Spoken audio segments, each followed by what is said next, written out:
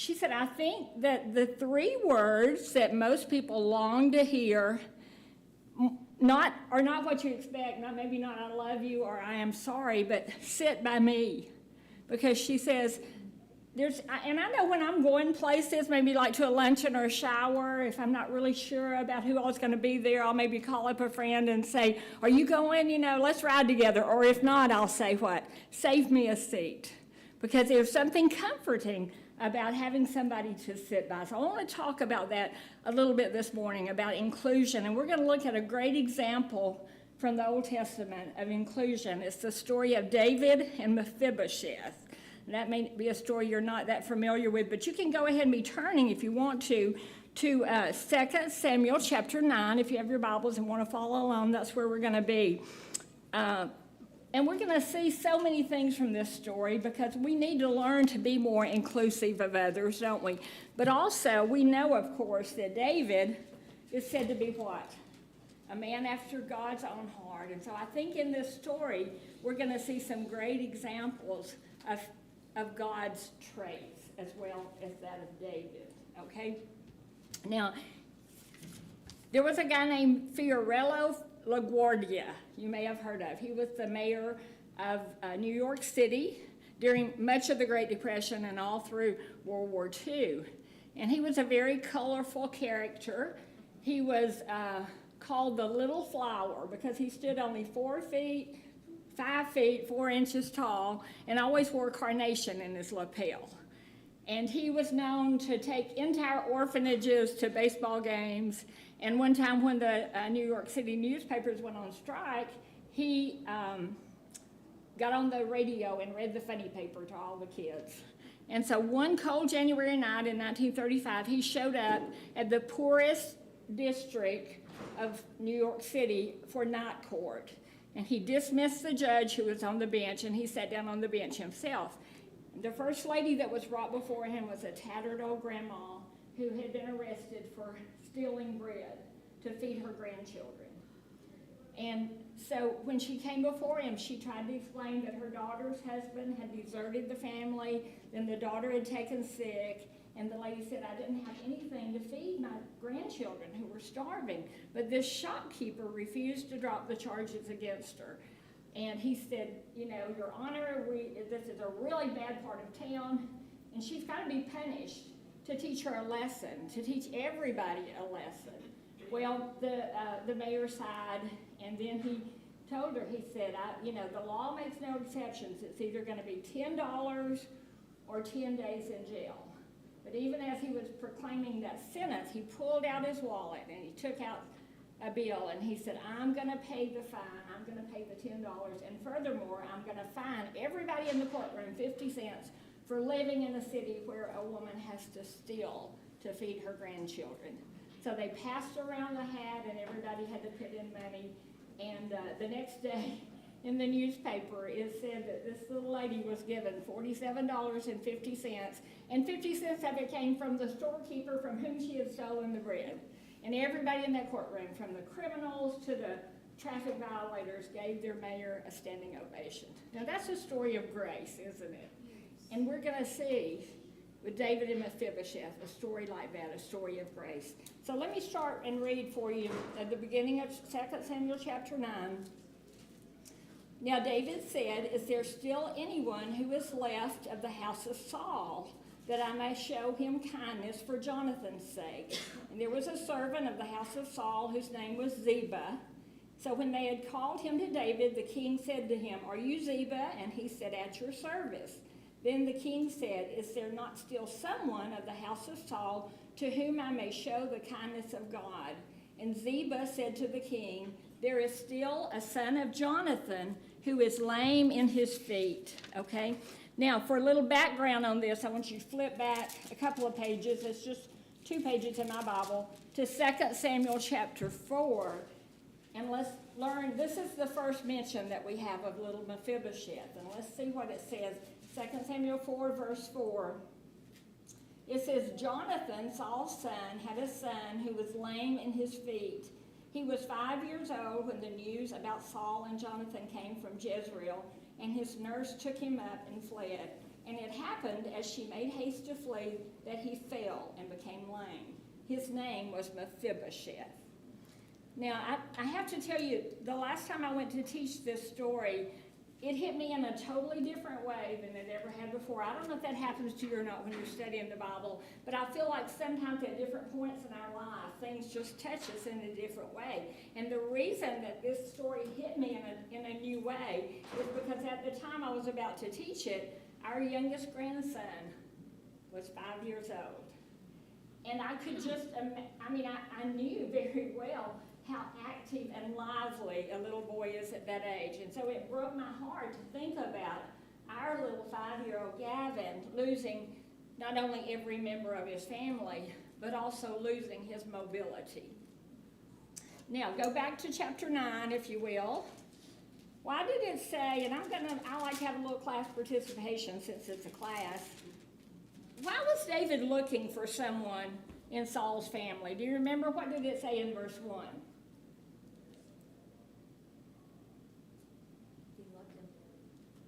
He loved him. He did. He loved him, okay? And it says there, that I may show kindness to someone.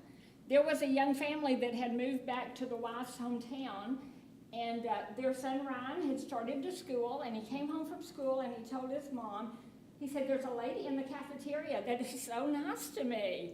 And his mom said, who is she? And he said, well, she's Mrs. So-and-so. And he said, she always smiles at me, and she even gives me a little extra food. And I don't understand why, because if the other kids ask for more, she usually tells him, no, that there's not enough. And so, well, it made the mother curious too. So she went to school one day and ate lunch with her son, and he pointed out the lady that had been so nice to him. And so she went up to her and said, excuse me, but do I know you? And the cafeteria worker said, no, but I know that you're Mrs. Hensley's granddaughter. And she said, Mrs. Hensley was always so kind to me. She always made sure that my children had what they needed. And she said, I just wanted to be kind to someone in her family. And I think that's the idea. That's exactly how David felt, wasn't it? Because like you said, he and Jonathan had this special relationship, which really, when you think about it, was unusual because David was the successor to Saul when typically who should have been?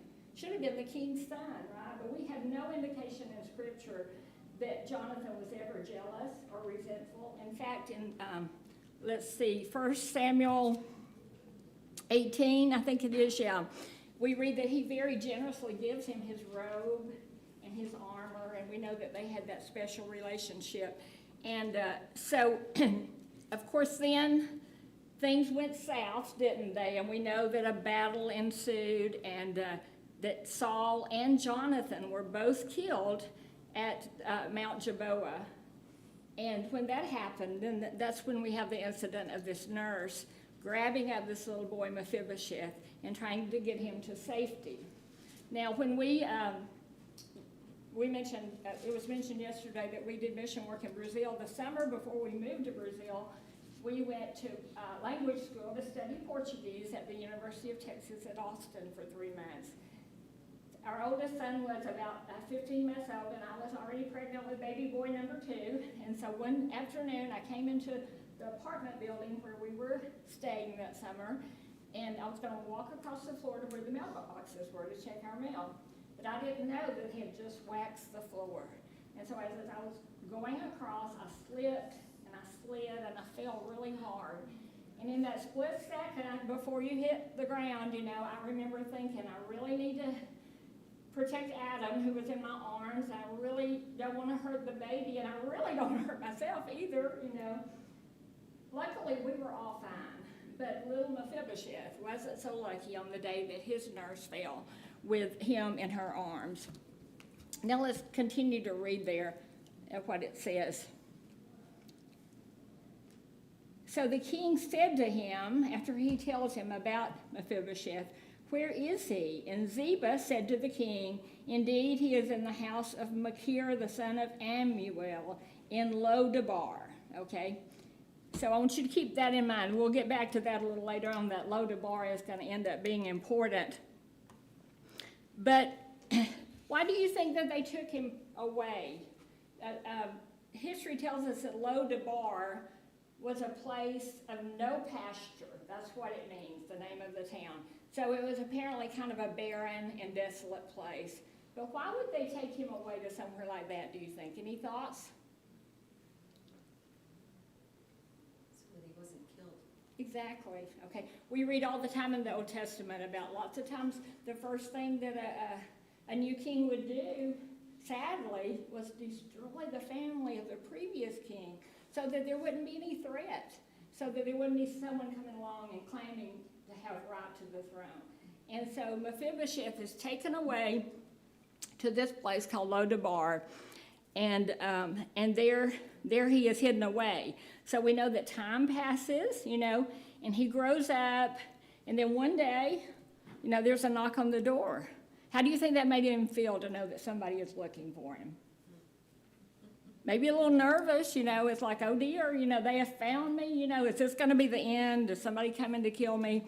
And you think about it, I think Mephibosheth probably had a life that started out so good. I mean, we know what kind of man Jonathan was from reading about him in Scripture, don't we? And so I'm sure he was probably a wonderful father, and of course Mephibosheth had a grandfather who was the king, and so he probably had a very good life to begin with.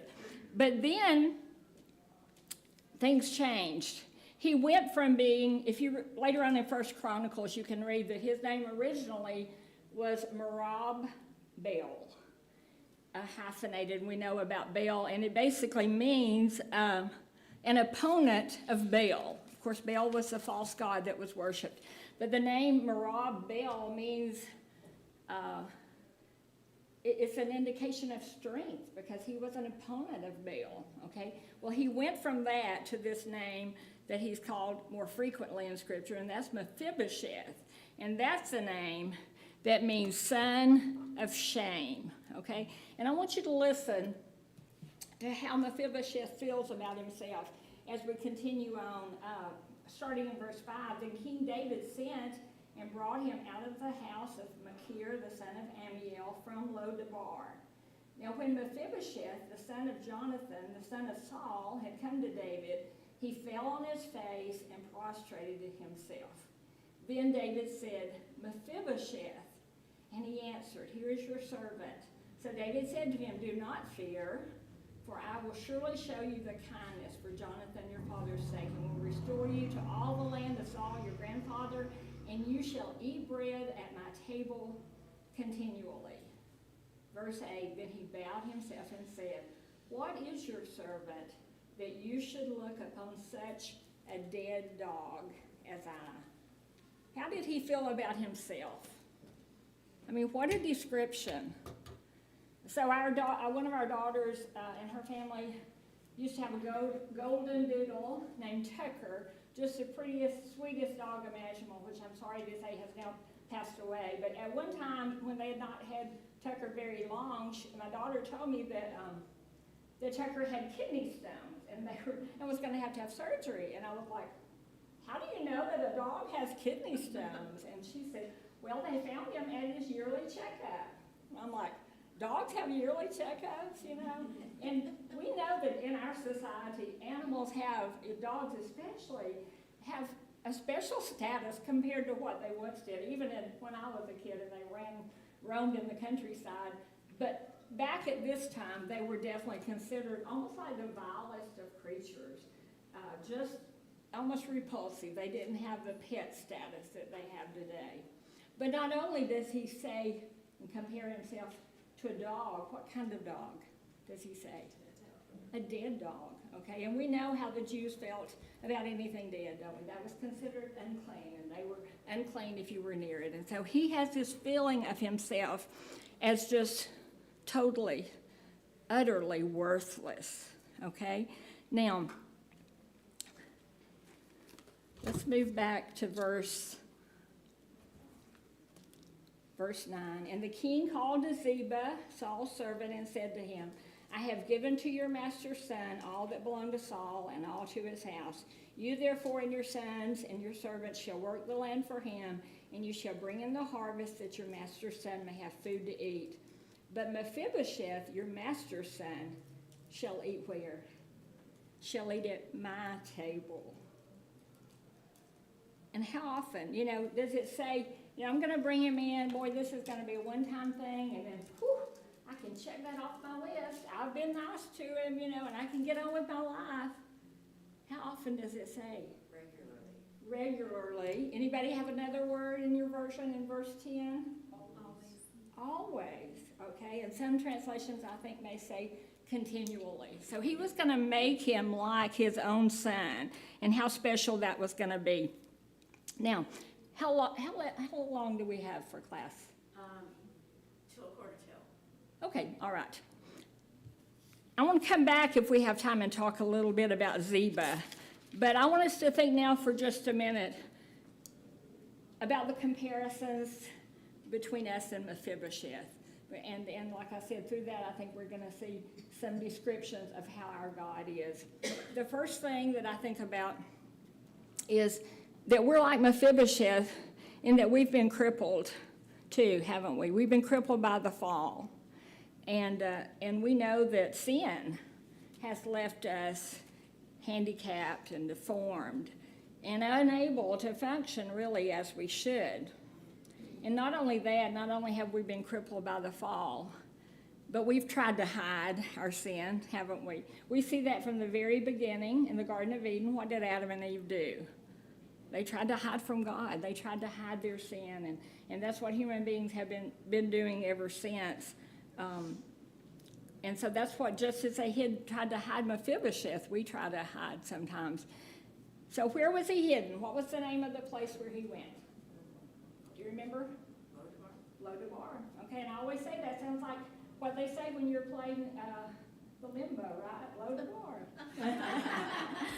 But anyway, what did it mean? Do you remember that? A place of what? No pasture, okay? And I think about that because that is so different from what God wants to give us. Turn to Psalm 23, and you probably don't even have to turn there because this is a passage we're all familiar with, but let's just read part of it because I think it just is a great reminder for us of what he wants to give us. The Lord is my shepherd, I shall not want. He makes me to lie down where? In green pastures. He leads me beside still waters. Remember we talked about what a barren, desolate place Lodabar was? He restores my soul. He leads me in the paths of righteousness for his name's sake. Yea, though I walk through the valley of the shadow of death, I will fear no evil, for you're with me. Your rod and your staff, they comfort me. You prepare a table before me in the presence of mine enemies. You anoint my head with oil. My cup runs over. Surely goodness and mercy shall follow me all the days of my life, and I will dwell in the house of the Lord forever. So not only does he give us a place of green pastures with still waters, but he invites us to this feast. He says, come to my table, just like David has said to Mephibosheth. And this is not just a one-time thing. This is going to be something continual for always. Something else I think that we see in the story of David and Mephibosheth is the king keeps his promises, doesn't he? David didn't just say, well, I'm going to do this, and then the next day change his mind and renege on it. This is what he wanted to do for Mephibosheth, and this is what he did for him. And let's turn now to a passage in the New Testament, Hebrews chapter 10 and verse 23.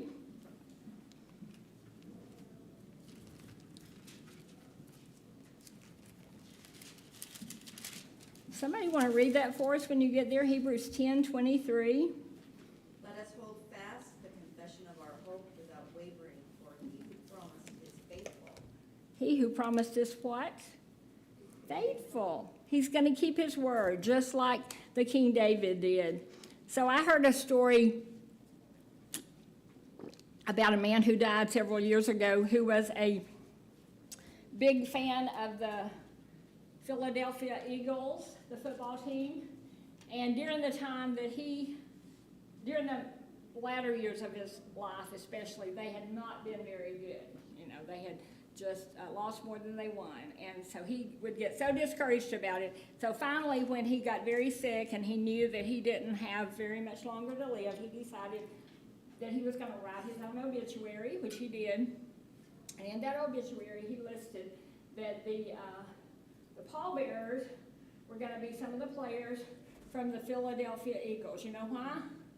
So they can let me down one more time. And I thought that was pretty good. But you know what? We don't have to worry about God letting us down. It's never going to happen. He's made his promises to us, and we can be sure that his word is faithful and that he's going to keep his word. Something else that I think we can see from this story and learn about God is that, remember in the story, it was David who brought Mephibosheth to him, right? It wasn't like Mephibosheth out here in Lodabar is just moaning and groaning about how terrible he has it, and he gets to thinking and thinks, well, you know, my dad really was a good friend with David, so maybe if I show up there and, you know, play on his sympathy, then maybe he'll do something good for me. That's not what happened, is it? David was the one who did the fetching. He sent and got him and brought him. And that's exactly what God has done for us. Let's turn to Romans 5 and read verse 8. If someone will read that for us. Romans 5, verse 8.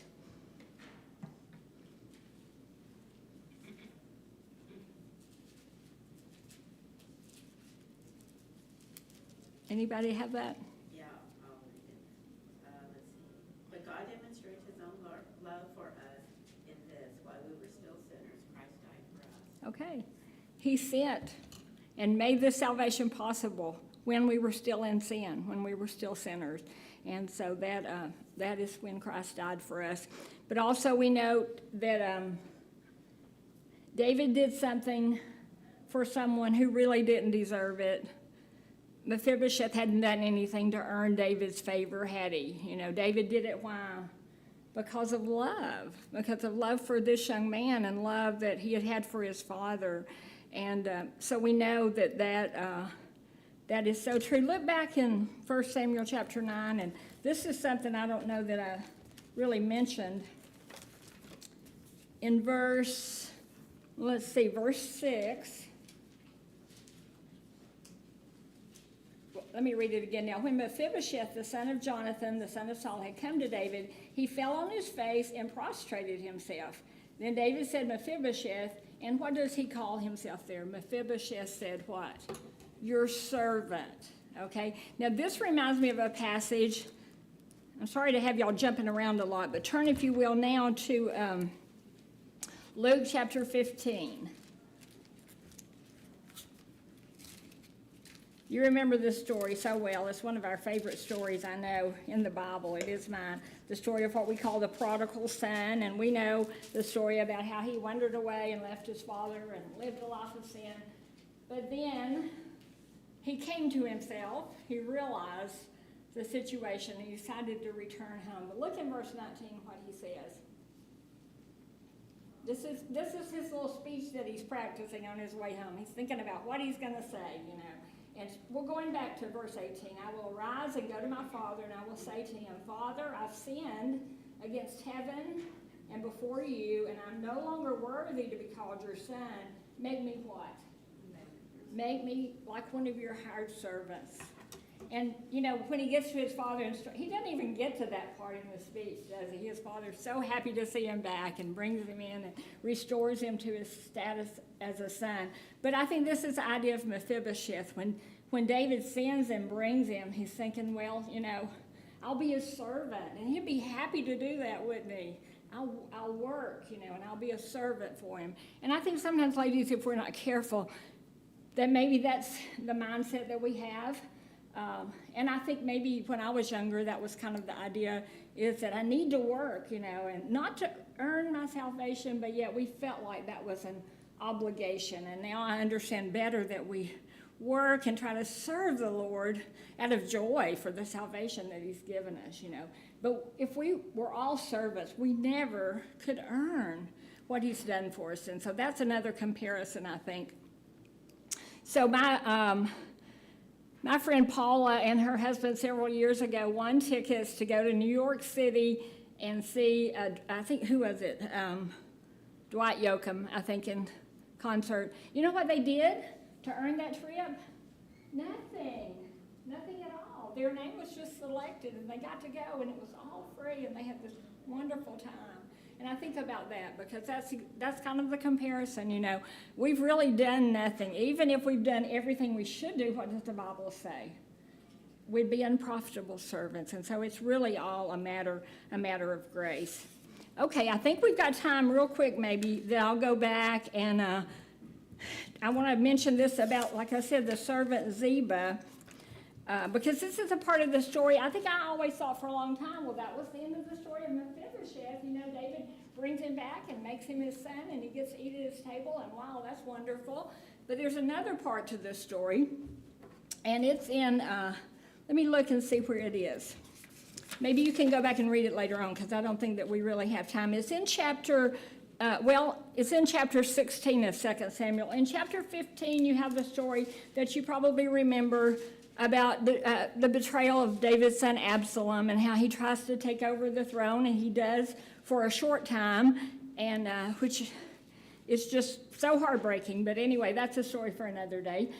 But anyway, during the time, you remember that Ziba is this servant that has worked for the household of Saul and has also helped care for Mephibosheth. Well, he does something that reminds me so much of what happens in 2 Kings 5 with the story of Naaman. You remember that story probably. And when Naaman is finally healed of his leprosy, he's so thankful and he wants to do all these things for Elisha. And Elisha doesn't want any of that, does he? But Elisha's servant, Gehazi, does want that money. And he goes after him and tells him that Elisha's changed his mind. And he takes all the treasure, and then of course we know God punishes him. He ends up getting the leprosy that Naaman had. But anyway, all that to say, I feel like that's kind of what happens with Ziba, because while David's been away with that, all this going on with Absalom, it's almost like he hatches this plan to betray Mephibosheth. And he goes to David and he takes him a lot of food, and he tells him that that Mephibosheth is plotting to take over the kingdom. Now, with Absalom out of the picture, you know, he's got this idea that that throne is rightfully mine. My father Saul was the king, and so he tells him that that's what's happening, and he just feels like David needs to know and all of that. And so, when David returns to Jerusalem, we read that Mephibosheth comes out to meet him. And that always strikes me as, how did he do that? You know, he's still lame. God didn't take away his lameness, did he? But somehow he manages to get out. And that always makes me think about the people in Brazil, the people that were the most faithful to come to church, I feel like were the ones who had the hardest time getting there. Because where we live, not many people had a car. Some of them would take 2 buses or walk 15 blocks to get to church. Sometimes it's the people that have the hardest time doing it that end up doing the most. But anyway, Mephibosheth somehow manages to get out. I don't know if he has someone help him or what. And when he comes, it describes how he looks. It's not very flattering. He's kind of a mess. It says his toenails aren't cut and his mustache isn't trimmed. His clothes aren't washed. And why do you think he might have looked like that? I think he had probably been in mourning. He was so sad because David had been absent, and he loved David so much, and he had been removed temporarily from the throne. So he was concerned about the king, I think, more concerned than he was about himself. So he goes out to David, and David's, as you can imagine, probably pretty confused, you know, about, okay, so what's the truth, you know? He's already heard Ziba's side of it, hasn't he? And so now he wants to hear Mephibosheth's side and his version of it. So then what David does reminds me so much of the story of Solomon in 1 Kings chapter 3. Remember the story of the women with the baby? One baby has died, and they're both claiming this baby that is alive. And so what is his solution? Well, we're going to just cut this baby in two, right? And when he says that, who speaks up and says, no, let her have the baby? The true mother says, let her have the baby. She'd rather her baby's life be spared than that happen. So this is kind of what David says, you know. He says, I tell you what we're going to do, you know. This money that Ziba had been saying that Mephibosheth was trying to get, this land, everything that he was wanting for himself. He said, we're just going to divide it right down the middle, okay? And Mephibosheth can have half of it, and Ziba can have the other half. That's all I know to do. And do you know what Mephibosheth said then? So much like that mother. Let him have it. I don't care. That's not what matters to me. You, my king, are what matters to me. And of course, I'm ad-libbing here, okay? This isn't exactly how it said. But he basically says, you know, I want you in Jerusalem, King David. I want you back on the throne. All I care about is you. And this gets back to what we talked about yesterday, doesn't it? You know, this is the one thing that matters. You know, it's not whether or not you have land or you have riches or whether you have power.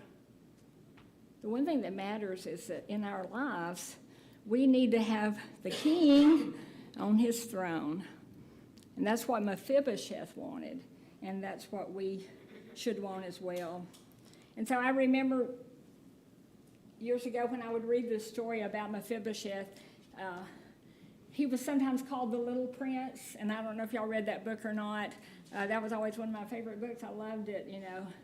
But I think now when I read the full text of the story and all that happened, that I realize this isn't so much the story about a little prince.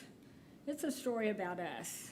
Because I think we can see ourselves in this story, can't we, in so many ways, and we can see so much the good that God has done for us. You know, I don't think I mentioned this, but I wanted to bring it in as well, that Mephibosheth was brought to David's table with no conditions. Did you think about that? He didn't say, well, we're going to see if we can get somebody, we're going to call in a physical therapist. We're going to see if we can get them to work with you to where you can maybe start walking again. And then, if you're not lame anymore, then you can come and eat at my table and be a part of my family and be my son. Is that what David said? No. He took him as he was. Somebody has said, you know, boy, David already had all these other children at the table. He had Absalom there at that point with his beautiful hair. Remember how we're told in Scripture that he had this beautiful hair? And so Mephibosheth could have thought, you know, well, I'm not worthy. I'm not as handsome as this son over here. And boy, that's another lesson for us one day, okay, about comparison, because we're so bad at doing that, comparing ourselves to other people, aren't we? But no, David accepted him as he was. And the fact that he was lame didn't matter, you know.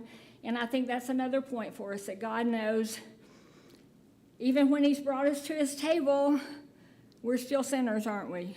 And we're still going to keep on sinning, even though we don't want to. But he's going to keep on, as long as we're walking with him, letting the blood of his son wash away our sins. And he says, my grace is sufficient for you. So he calls us in, says, put your feet under my table and be here, my child. Anybody have any comments? Anything struck you differently about this story maybe than? Something I noticed was that when you read Psalms 23, that was a Psalm of David. And I noticed in that the story of when Mephibosheth was younger, I don't know how old he was at the time, but anyways, it really paralleled that psalm. He gave him a pasture, and he gave him a seat at his table, just like that psalm said. And so I wondered, maybe it could have been an inspiration, or Maybe so. yeah. And that's the thing about Scripture. I love it. I never tied those two things together. I didn't know what Lodabar meant until I started studying it, that it meant no pasture. But there are so many connections there. Yeah. So that's a great point. And it could have very well have been his inspiration. Anything else? All right, we're about out of time, I think. So thank you so much for letting me be with you again today, and for everyone being so kind. We've really enjoyed getting to be here and worship with you.